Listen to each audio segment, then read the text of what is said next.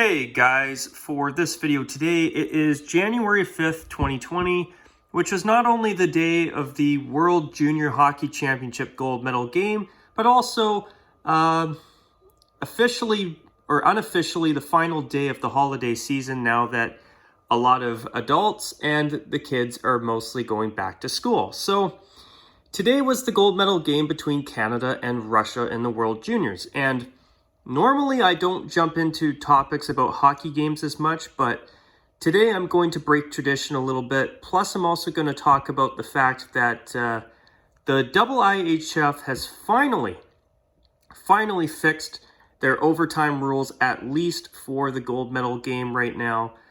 But on top of all that, folks, I am going to be doing a collaboration video today with the second special guest that I've ever had on my channel, and that person today will be King Angus. And Angus, thank you so much for joining me here on my channel for this video today. And Angus, how are you today? I'm pretty good. Thank you for having me. And as I said when we did our collaboration video on your channel recently, thank you once again for having me and giving me the opportunity to be on your channel. It was a big honor for me, and it was a lot of fun doing that video, and I look forward to doing this one here with you today. Yep, let's do it. So Angus, I think the best place for us to start is by talking about the game that is totally fresh on the minds of most people, if they of course watched the World Junior game today, and that's the game between Canada and Russia. So, is there anything you want to mention off the top? Well, I first off want to mention how strong it was of Team Canada's captain, Barrett Hayton, to not only play through an injury, but come back and lead the team and score a goal today. Phenomenal effort by Barrett Hayton, the Arizona Coyotes prospect, and I just wanted to say, he was the leader of this team. Although having Alexis Lafreniere, I do believe Barrett Hayton was the best player of the tournament. But before the gold medal game, I believed it was Lafreniere. But with Hayton coming back for the gold medal game, it had to have been Barrett Hayton was best player. Oh, I totally agree. For Team Canada. Yeah, I totally agree. I mean, Barrett Hayton's story about him coming back from injury to play in this gold medal game when everybody thought he was not going to be playing it, it's truly commendable what he did. I just hope he didn't overexert himself and hurt himself any further, though.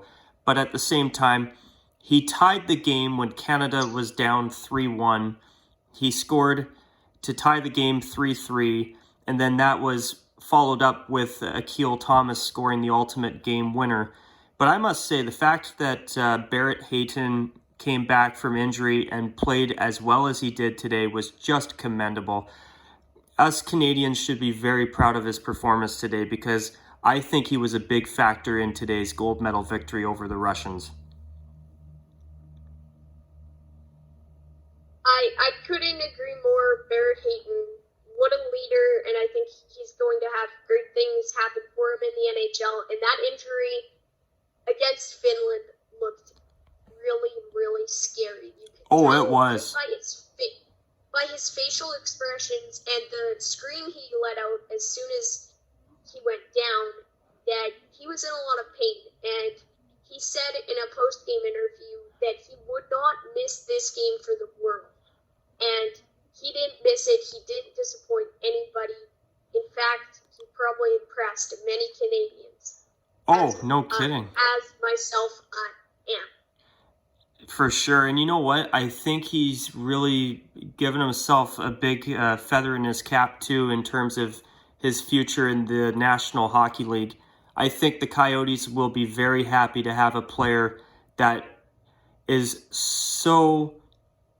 What's the best way to put it? Someone who just has no quit in him. I mean, the fact that he played through that injury today, the way he did, that's something that the Coyotes will be wanting to add to their roster, I'm sure, when the time's right, of course. He's absolutely a resentless player, or however you say it. He no quit. He just keeps going so hard. The fact that the Arizona Coyotes even lended Barrett loan, I was kind of shocked by that move because he was doing decent for the Yotes in the NHL, but I guess the Taylor Hall move kind of influenced the fact that Hayton went. And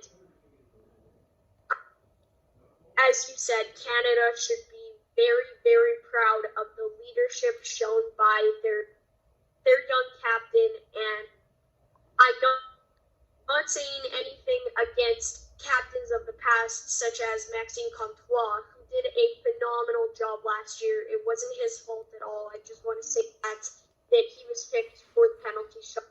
Comtois did a phenomenal job, and Barrett Hayton followed that up this year with just as good of a job as Maxime Comtois did last. Yeah, and I totally agree. But you know what, Angus? You actually touched on something that I would like to quickly mention as well. It was really sad to see the online bullying that Comtois received as a result of what happened in that penalty shot. It's just a game, and it really saddens me how ignorant some people can be and how invincible they feel behind their screens sometimes, because some of these nasty comments that are directed at these players and at anybody, in my opinion, is just not called for. And the abuse that Comtois took from people on social media last year was just not right. And I've felt bad for the guy ever since that happened, because mistakes happen. And you know what? Nobody deserves that at all, in my opinion. No, he did a phenomenal job in that game, and I want to, I'm not sure if you have anything to add to this, but I want to say what a great job Joel Hofer did. Oh, no kidding. I'm glad you mentioned it. He was on fire. He was great. What's that? He was great. Hofer was great. He really was. Yeah. Nico Dawes was phenomenal in the first game, but after that Russian game, I applaud Dale Hunter for wanting to, the first Russian game that is, for wanting to make a move. And putting in Hofer, the St. Louis Blues prospect, and he never looked back past that, and he made some phenomenal saves and kept Canada in the tournament at a few stages, such as the game against Finland, and again today, Russians for the gold medal. No kidding. Well, you know what I was going to say too? How about that goal from Akil Thomas to win the game? That game-winning goal, that was incredible. I just want to say that is the definition of not giving up on a play. The fact that he saw just the littlest space that he could blow by the Russian defenders for that puck, and the way he controlled it in tight on that goalie. First goal of the tournament, second point of the tournament, Akil Thomas, you literally earned your gold medal so much with that goal. And no kidding. It shows that in the World Juniors, it doesn't matter who it's going to be. It could be the guy that you least expect will step up for you at any point of time. Exactly. I'm not sure who it was, but a couple years ago against Sweden in the gold medal game, there was a young player that stepped up for Canada and really won it for the Canadians in that tournament, just as Akil Thomas did today for him. Mm-hmm. And you know what? To see the team come together like they did today was incredible, because after that 6-0 loss, like you, I was worried about Canada against Russia in a second game, this time deciding the gold medal. So I'm glad this result was a whole hell of a lot better than what happened the last time these two teams faced off. But there's one thing I want to mention as well. What were your thoughts on that controversial call at the end of the game where the puck was flipped out of play and hit the camera and a penalty was not called on the Canadians? I personally think that was a penalty. I thought so too. It would have taken Russia to a 2-man advantage, but the fact, what you have to think is how camera was angled and what part of the camera hit it. Or Yes. what part of the camera got hit by the puck. That's something that you have to be taking into consideration. Was it intentional? In that rule, it doesn't really matter if it's intentional because it's a delay of game if you do it in your own zone. Lift the puck over the glass, that is. But I think the fact that I don't remember, the puck didn't land out of play, did it? I can't remember off the top of my head, to be honest. I think the fact that it hit something has a lot to do with it.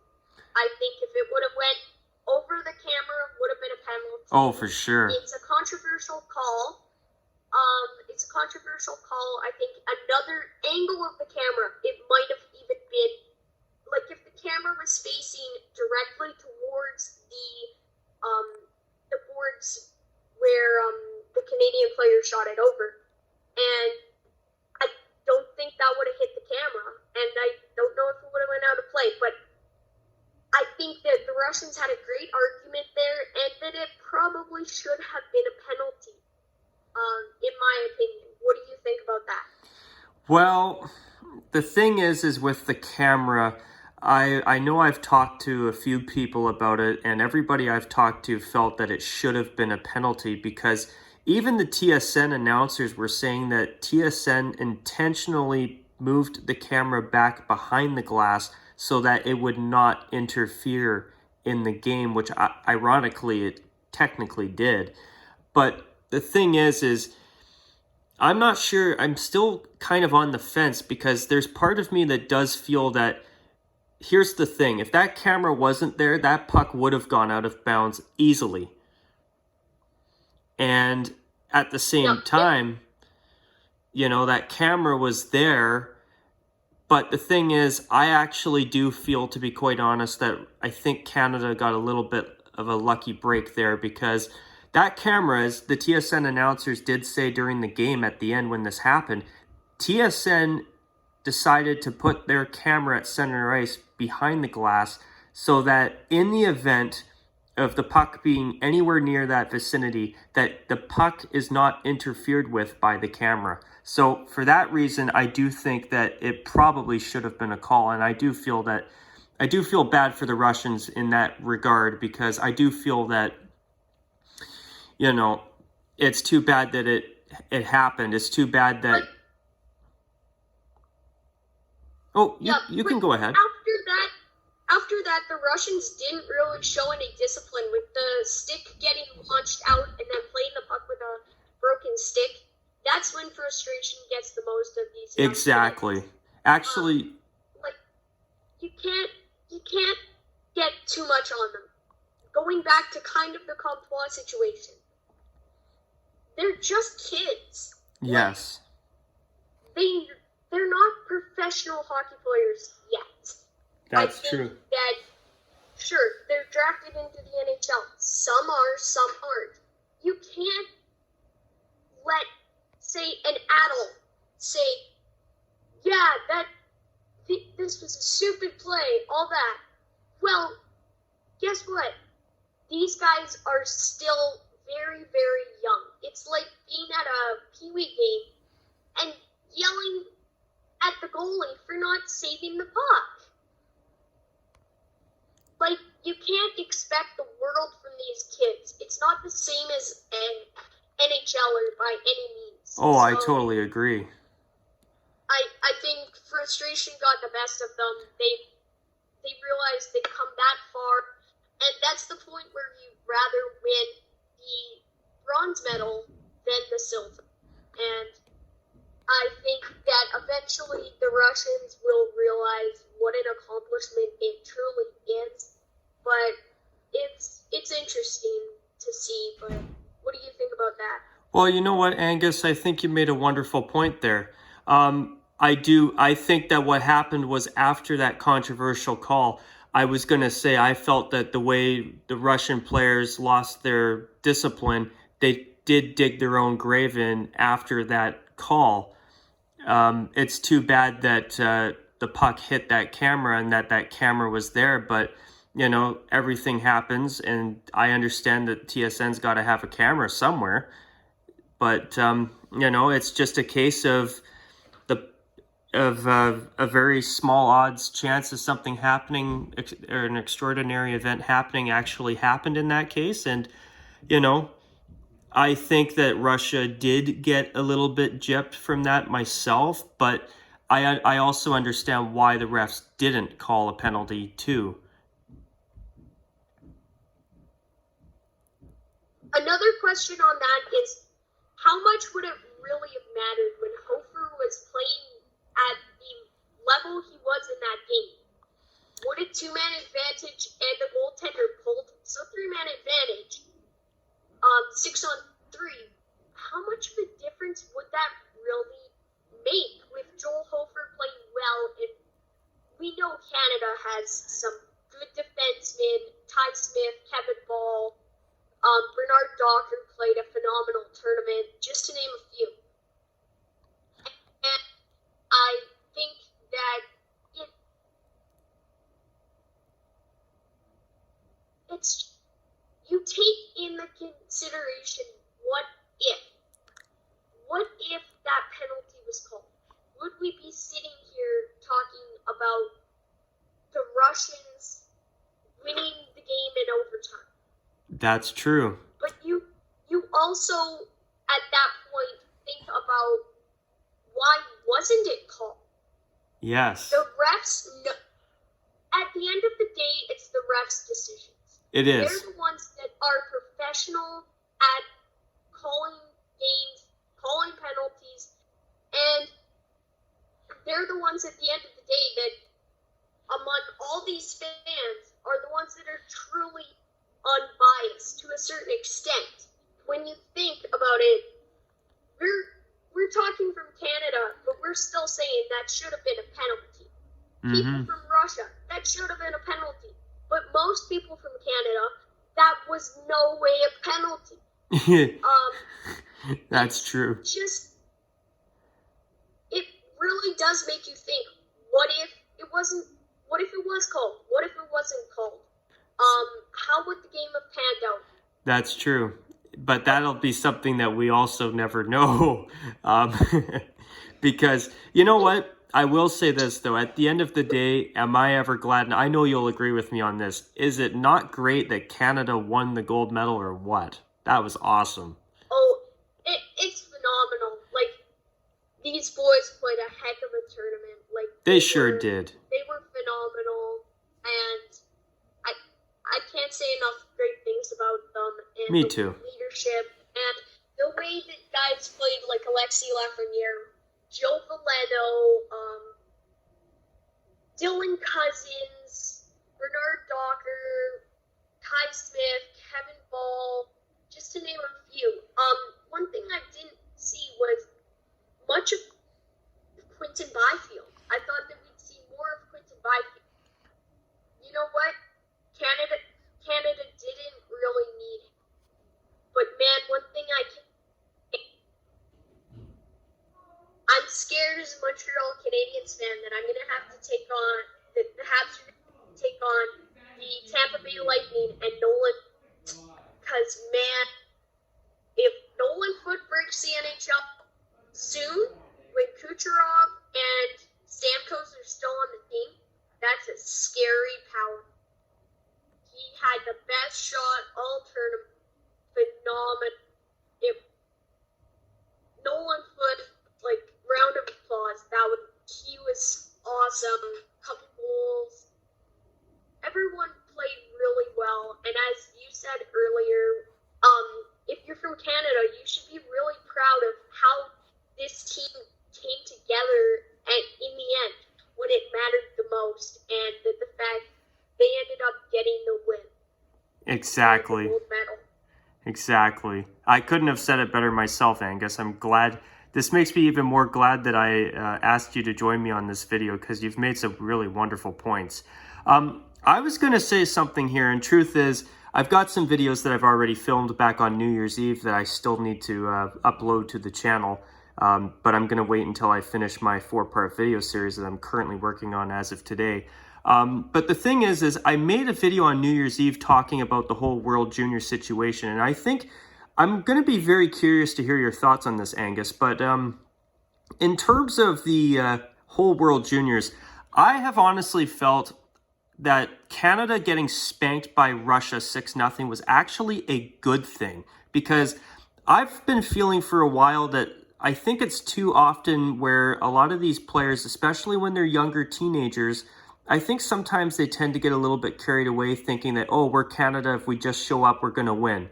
And I feel that 6-0 Russia loss and that spanking they got from the Russians was a good thing, because I feel that it brought the guys down to earth.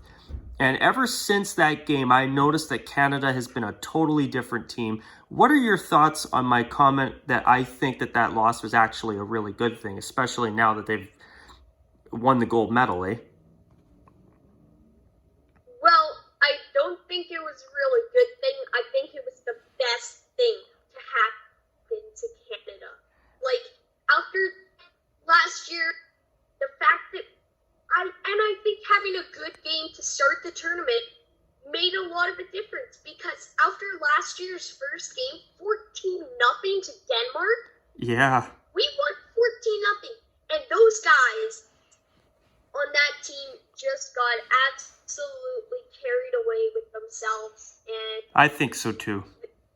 I think having a close contested game with a rival to start the tournament, and then have a game where you really get brought back down to earth and shown that you're not the best players, but they had some motivation today after what Vasily Podkolzin had to say after the game. Especially Alexis Lafreniere had some motivation after that first Russian game, and with Podkolzin saying Lafreniere is no better than half the players on Team Russia. And that really, I think Lafreniere heard that, because the rest of the tournament, he was phenomenal. All of Team Canada played for one another. They played for the country. And they were having fun out there. They weren't just trying to play for the country, so much pressure. That wasn't the case. Played for the country, had fun, got a great result, and just made everybody feel, I think, comfortable there. I think it was a nice environment, and having a guy that has a little bit of NHL experience be your team leader, that being Barrett Hayton, and having a good coach like Dale Hunter really went a long ways in this tournament. And I do think that first game against Russia was the best thing to happen to Canada in the entire tournament. I think so too. I think that those players needed a real big dose of reality to get them back down to earth. I wanted to quickly ask your thoughts as well about Barrett Hayton leaving his helmet on during the Russian national anthem in that game, because I felt that I was really disappointed when I saw him do that, because I thought it was disrespectful, and I hope he learns from that. Well, it was very disrespectful, and he said that he will never do it again. He apologized. He said he was caught up in the moment. I don't blame him, but, like, you're looking around at everybody else. Mm-hmm. What's the first thing that you notice? No one has their helmets on. You should look down at your hands. What don't I have in my hands that everyone else has in their hands? I don't have my helmet. Mm-hmm. And I do think it was disrespectful, and I really, really thought that he would have a target on his back today after what happened there. And that wasn't the case as much as I would expect from Team Russia. Mm-hmm. I was surprised too.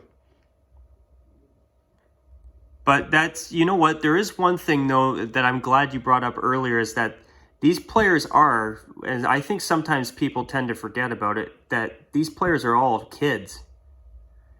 So I really hope that this whole situation that happened in that game is a learning experience for everybody.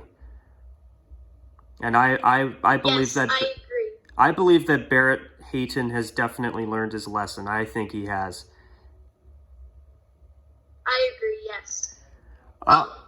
Is it time to get into the overtime rules? Yes, let's do it. I want to talk about that because to me, this is something that I've just caught wind of today, literally, and it really made my day. So, as of last year, the IIHF has thankfully listened to us fans, especially in recent years after Canada's been screwed over multiple times in gold medal games in both the World Juniors and the World Hockey Championship by losing those gold medal games in shootouts. So the IIHF has now changed their rules after listening to fan feedback, and I think that they need a big shout out and a big thanks because they listened, they've changed the rules, and the gold medal game is now 3-on-3 overtime or 3-on-3 sudden death overtime until a winner scores a goal. And you know what? It's about damn time. I still wish that the entire quarterfinal round all the way through to the gold medal would be sudden death, but I will take the gold medal game over no change at all. What do you think? I will too, and it's definitely a stride in the right direction for the IIHF. I think that they're far from, they'll see the feedback after the game, that everybody knows throughout the whole tournament, what did you think about overtime, all this stuff, and I think that it's a stride in the right direction and that eventually, maybe even next year, we could see the entire tournament, all the overtime games, sudden death. Even in the regulation or the not regulation, the round robin, I guess you could say, round of 16, whatever it is, before you make the playoffs. Even those games, like, sure, we got, like, look at the goal that we got out of 3-on-3 overtime from Niels Hoglander. That was beautiful. Like, It was. Us more 3-on-3 overtime. Like, that lacrosse move was good. I know I'm going off topic, but no worries. I'm glad you mentioned it. Overtime it's super entertaining, and I would love to see just the entire thing be played in 3-on-3, and especially a point that you made earlier when we weren't filming was the fact that in Europe, how the ice surface is bigger. Yes. And we saw that in the Czech Republic, and how the ice surface is bigger than the average NHL ice. And you notice how open the NHL ice is during the 3-on-3 overtime in a regular season game. But the ice is wide open in 3-on-3 for the IIHF. In Europe, I guess, wherever over there you are, your ice surfaces are bigger, and I think that actually is going to help players. Like, I'm just going to add to something. The ice surface being bigger will help players like Barrett Hayton and other players that will go back to the NHL after this, because they just played a tournament with bigger ice surface. And I know I'm going off topic again. No worries. 3-on-3 overtime, it's very entertaining, and I think that, again, it's a stride in the right direction, and there is more work to be done for the IIHF. I agree. I think they're definitely making the right move. I think so too, and as I said earlier, I'm just glad that at least they've done something with the gold medal game. Now, I've heard on their end that They do have time constraints with the arenas that they're using, but I hope that in the future they'll work that out to make sure that all of the games after the round robin are decided with sudden death overtime. I think it's the right thing to do, myself. The next World Juniors will be very interesting to watch. One of them is actually going to be played. Some of the games is actually going to be played in a WHL Western Hockey League arena, the Red Deer Rebels, and nice. Where the Oilers play are going to be hosting it here in Alberta. So Edmonton and Red Deer are going to be entertaining. I'm hoping that I'll be able to go to a game being from Alberta. Nice. That would be very nice to go to a game. And yeah, it's going to be interesting to see what they do next year in this. As I said, stride in the right direction. It's going to be interesting to see. Plus, it's going to be a smaller ice surface, and new players. So it's going to be cool. Oh, for sure. Now, I was going to say, before we close this video, I've got to say two things. Number one, this is, I believe, the first time Canada has ever won a gold medal wearing a black uniform. And number two, Angus, I have to ask you what your thoughts are on Canada's black jersey, since I do talk about jerseys normally. I have to mention it. Those black jerseys are perfect. Like, I love them. I like their red jerseys. I love their red jerseys. I like the black designs on the shoulders of the red jersey. They've carried that over to the black jerseys, too. And I think that those black jerseys, they look nice on the ice with some red striping. So, yeah, it's interesting. What are your thoughts on those jerseys? Well, for me, I also agree that the black jerseys do look pretty good. I thought it was really cool that Canada added a black jersey for the first time in years, about a couple of years ago, I believe. But I gotta say this, though, I do wish that Canada would add some thin white stripes around each red stripe on the jersey and socks, just like the white jersey has black stripes around each red stripe. I think that would add a little bit more contrast. I think that would make it perfect. And as for the red jersey, I do hope that they will add some more white to it and even potentially ditch the shoulder yoke, because I've always felt since the day it was unveiled that it was too dark. But as for the white jersey, the only thing I would change is to remove the maple leaf pattern on the shoulder yoke. I think if it was just plain black, I think that would look a little bit better. But I really like how the white jersey is a traditional design. It's my favorite white Canada jersey now. I really enjoy the mix of black and red, and it's a unique look that stands out in international hockey, in my opinion. And as for the black jersey, I actually like it better than the red one, because I feel the red one is so desperately lacking in contrasting white elements to really brighten that jersey up. I agree with those opinions. Yes, the black jersey definitely better than the red, and the white jerseys, yeah, they are nice and traditional. I'm glad that we don't have those ones that have Canada straight across the side anymore. Those were quite traditional, but kind of horrendous. Oh, you're talking about the 100th anniversary ones? Yes. I wish they would have done a true throwback uniform for that anniversary year. I mean, I like what they came up with for the short-term usage, but I wanted to see a throwback. That would have been a great time for one of those mustard yellow Winnipeg Falcons jerseys, in my opinion. Or even one of the ones from 1993 with all the maple leaves over, like that. Those ones are nice. Yeah. I hope that you know which one I'm talking about. The one with the big maple leaf on the front of the jersey. Here, let me just. But yeah, there's a lot of jerseys that are quite interesting. Oh, I know the one you're talking about. That one's a good one. The picture in Discord. Yeah, I will quickly feature that before we wrap up the video. But this is It's an uncropped screenshot, but that's the picture. Okay. And for all of you viewers out there, I'm going to take a moment to show you the jersey that Angus is referencing here. So that's it there. And Angus, I agree. That's a cool design. And I've got to say as well, the 3D dimensional or the three-dimensional numbers from that jersey, I've always found those really cool, to be honest. Yep, I agree.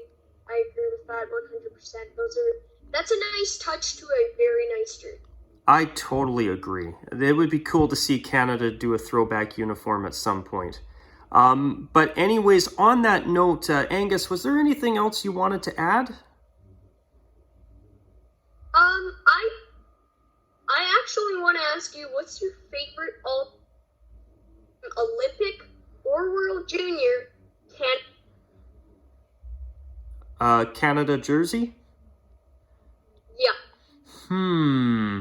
You know, I gotta say, I really, really, believe it or not, this is quite, I think this might surprise some of my regular viewers, but I really like Canada's current white jersey. The only thing I would do is get rid of the maple leaf pattern in the shoulder yoke. It's a really nice mix of traditional and black. And what I like about it is that it's a design that stands out. And I feel that it's a very, very nice, tasteful design. And I like that there's a little bit more to it than their last jerseys that were just red and white, to be quite honest.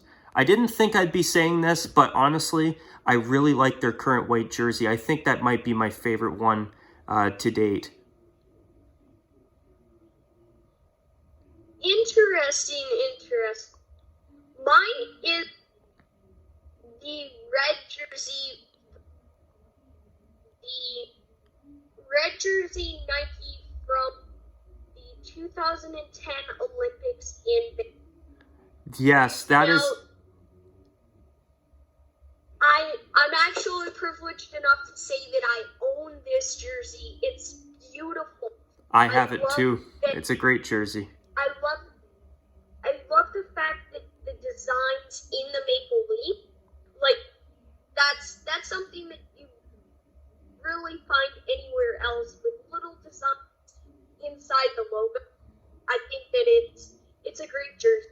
It really is. Their white jerseys for that are nice too. I like the white striping on the bottom of this jersey, and I think that this might be an unpopular opinion, but I think the word mark actually brings the jersey together. Like, I never thought I'd be saying a word mark on a jersey looks good, but the word mark looks hecking good. It really did. Nope, I totally agree. And that red 2010 jersey, I have that jersey myself, and let me tell you, it's definitely, I would honestly say it's my second favorite Canada jersey of all time. Easily. Yeah, it's phenomenally nice. Unfortunately, I don't have a player on the back of mine. Oh, I don't either. Actually, but sometimes the best kind of jerseys to own are the blank jerseys, right? I agree. Even though I do really enjoy the number kit on the black jersey, because I like how they went all out with a modern design rather than trying to be a mix of modern and traditional. They tried something new, and I think that Canada really did a good job with their new third jersey. I do like it. I agree with that opinion 100%, Rock. Well, you know, Angus, I gotta say, I have really enjoyed having you on my channel for this video today. And I gotta say, at some point, we'll definitely have to do a collaboration video like this on one of our channels again at some point, because I've really, honestly, thoroughly enjoyed this. But Angus, I will say this as well. For anybody who's watching this video, I heavily recommend that you give Angus a chance and watch his channel and even subscribe. He's really done a great job with his channel. And, you know, I think that he definitely deserves to be seen by more people. But on that note, though, on top of that, I really want to thank you again, Angus, for your time. I've really enjoyed having you on my channel today. Thank you 100% for having me, Rock. It's been a pleasure. I love just sitting down and talking talking hockey for however long it was. I had a heck of a time. Thank you. You're gonna laugh, but we've just passed 40 minutes in length. Well, sometimes that's okay. You know what? I wouldn't change it. I've really enjoyed this. I'm not making that up. I'm being dead serious. I've really enjoyed every minute of this. But Angus, I gotta say, I'm definitely gonna have to have you back on my channel again at some point. I would be glad to come back and do any video that you'd like, Rock. Sounds great. Well, Angus, after 40 and a half minutes, I think it's a good time now to call it a wrap. What do you say? I'd say yes. Alrighty. So on that note, folks, on a final note, I want to once again thank you, King Angus, for your time with me on the channel today for this video. And to all of you who have stuck it through to the end of this video, I hope that you've enjoyed this video. I've really enjoyed filming this today. And on that note, you guys, on behalf of both King Angus and myself, take care, you guys. And as always, bye for now. And thank you for watching. And I hope that you all have enjoyed today's video with King Angus. Thank you.